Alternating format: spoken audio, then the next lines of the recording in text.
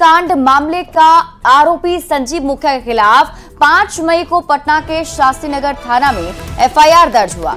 ठीक 1 महीने बाद 5 जून को संजीव मुखिया ने पटना के एडीजी 5 की कोर्ट से नो कोर्सिव आदेश प्राप्त कर लिया है। इस आदेश के बाद उसकी गिरफ्तारी नहीं की जा सकती है। आदेश में साफ तौर पर कहा गया है कि शास्त्री नगर में नीट मामले को लेकर दर्ज एफआईआर संख्या 358/2024 में भी उसकी गिरफ्तारी नहीं की जा सकती है। इस वजह से ईओयू की जांच में उसका नाम बार बार आने या उससे जुड़े कई लिंक मिलने के बाद भी उसकी गिरफ्तारी संभव नहीं हो सकी। आपको बता दें कि इस केस में गिरफ्तार 13 आरोपियों की तरफ से दायर जमानत याचिका पर आज कोर्ट सुनवाई करेगा। वहीं कोर्ट संजीव मुखिया के तरफ से दायर अग्रिम जमानत याचिका पर भी सुनवाई करने वाला है। सुनवाई के दौरान कोर्ट इस पर भी निर्णय लेगा कि संजीव को कोर्ट की तरफ से मिला नो कोर्सिव आदेश आगे लागू रहेगा या नहीं। और नीट पेपर लीक का केंद्र बिहार बन चुका है। पेपर लीक में बिहार के किरदार सामने आए हैं। कौन कौन से किरदार हैं, क्या कुछ हुआ है कि करके आपको बताते हैं। तो नीट पेपर लीक मामले का सेंटर बिहार बना है और इस पेपर लीक में बिहार के कई सारे किरदार सामने आ चुके हैं। नाम की अगर हम बात करें तो सिकंदर प्रसाद यादवेंदु पर सबसे बड़ा आरोप लगा है। ये मेन मास्टरमाइंड बताया जा रहा है। डील से लेकर सेटिंग तक यादवेंदु का ही नाम इसमें सामने आ रहा है। आरोपी सिकंदर प्रसाद यादवेंदु कबूलनामा जिसमें उसने ये कबूल भी किया है। अनुराग, नीतीश और अमित आनंद का उसने नाम लिया था। ये 3 लोगों का नाम फिर सामने आया। सबने अपना गुनाह कबूल भी कर लिया है। जब पूछताछ हुई तो ईओयू के सामने सबने अपना गुनाह कबूल कर लिया। परीक्षा में प्रश्न पूछे गए जो थे उससे पहले रटवाया गया था। नीट पेपर लीक मामले में अब सियासत भी काफी शुरू हो चुकी है। डिप्टी सीएम विजय सिन्हा ने आरजेडी पर तेजस्वी यादव पर आरोप लगाते हुए फोटो शेयर किया था। तो इसके बाद इसका जवाब आरजेडी की तरफ से भी दिया गया। आरजेडी की तरफ से भी फोटो जारी करके जो है बड़े नेताओं के साथ आरोपी की तस्वीर साझा की और पलटवार किया गया। इसके बाद आपको बता दें कि NHIB के गेस्ट हाउस में कमरा बुक किया गया था, जो अब तक जांच में सामने आया है। बुक करने वाले संविदा कर्मी का कबूलनामा है। उसने इस बात को कबूल भी कर लिया है। प्रीतम ने ही कमरा बुक करने को कहा था। ये आरोप लगाए गए हैं डिप्टी सीएम विजय सिन्हा की तरफ से। और उसके बाद जांच जब आगे बढ़ी तो देवघर से 6 आरोपी गिरफ्तार किए गए। फिर गिरफ्तार आरोपी चिंटू ने बड़ा खुलासा किया। उससे पूछताछ हुई तो बड़े खुलासे किए गए, जिसमें प्रश्न पत्र रॉकी से व्हाट्सएप पर भेजा गया। ये जानकारी उसने साझा की और नया नाम आ गया रॉकी का। अतुल वत्स के सीधे संपर्क में था रॉकी। और इसके साथ ही आपको बता दें मास्टरमाइंड अतुल वत्स जो है वो सीधे संपर्क में था और चिंटू ने 5 मोबाइल फोन का इसमें इस्तेमाल किया था। हजारीबाग के ओएसएस स्कूल का भी नाम इसमें सामने आया कि यहीं से पेपर लीक जो है वो हुआ है। ओएसएस स्कूल से प्रश्न पत्र लीक हुआ था। ये आरोप स्कूल पर लगे, जिसके बाद जांच टीम ने पूछताछ भी की। सेंटर पर पहुंचने से पहले ही प्रश्न पत्र लीक हो चुका था। ये बात अब तक सामने आई है।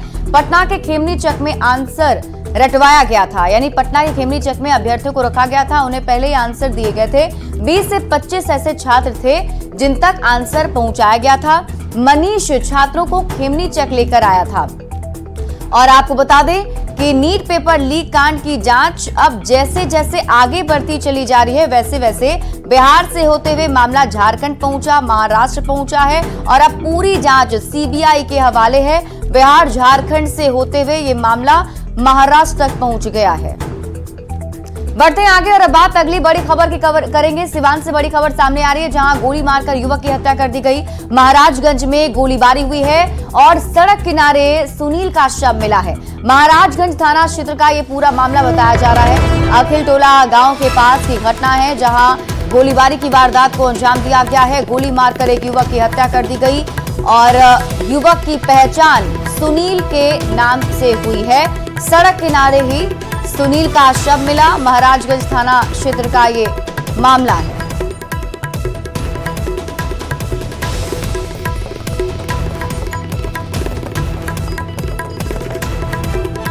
बेगूसराय से बड़ी खबर मिल रही है, जहां बेखौफ अपराधियों ने एक कपड़ा व्यवसायी की गोली मारकर हत्या कर दी। हत्या के बाद इलाके में सनसनी फैल गई। वहीं घटना के बाद नाराज लोगों ने जमकर बवाल भी काटा। सदर अस्पताल में घंटों बवाल चलता रहा।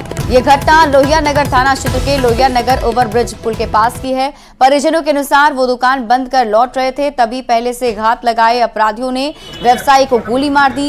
बताया जा रहा है व्यवसायी ने कुछ दिन पहले ही प्रेम विवाह किया था। फिलहाल पुलिस हर एंगल से मामले की जांच में जुट गई है।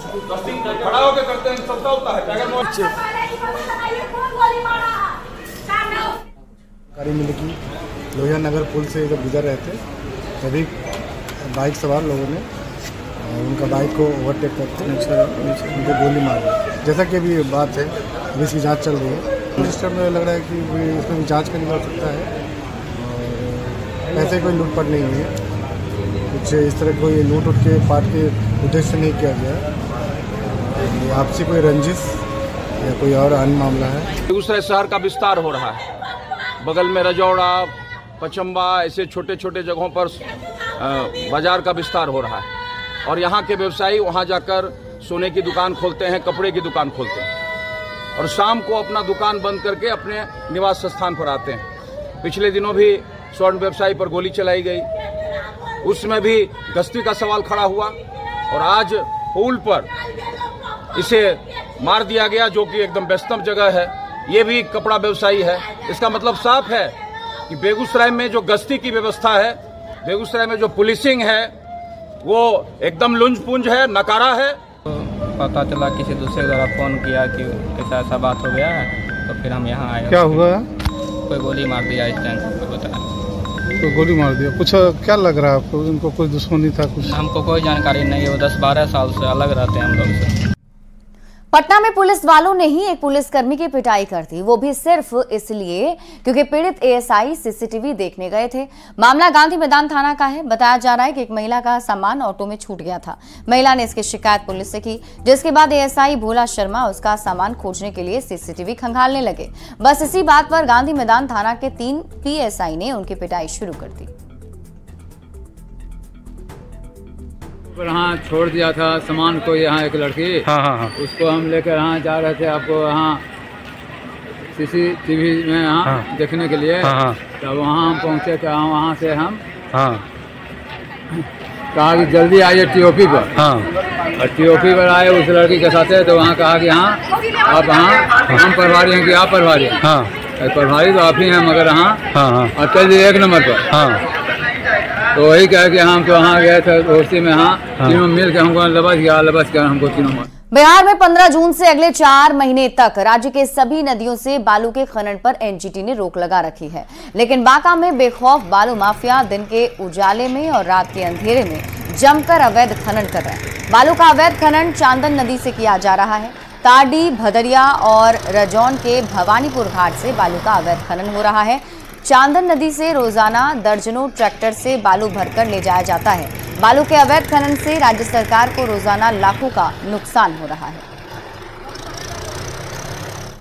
किशनगंज के बहादुरगंज थाना क्षेत्र में घर में एक महिला के शव की सूचना मिली, जिसके बाद इलाके में अफरा तफरी का माहौल बन गया। स्थानीय लोगों ने मामले की सूचना पुलिस को दी है, जिसके बाद पुलिस मौके पर पहुंची और बंद कमरे का दरवाजा काटकर फंदे से लटकी महिला का शव बरामद किया। पुलिस ने महिला के शव को पोस्टमार्टम के लिए भेज दिया है।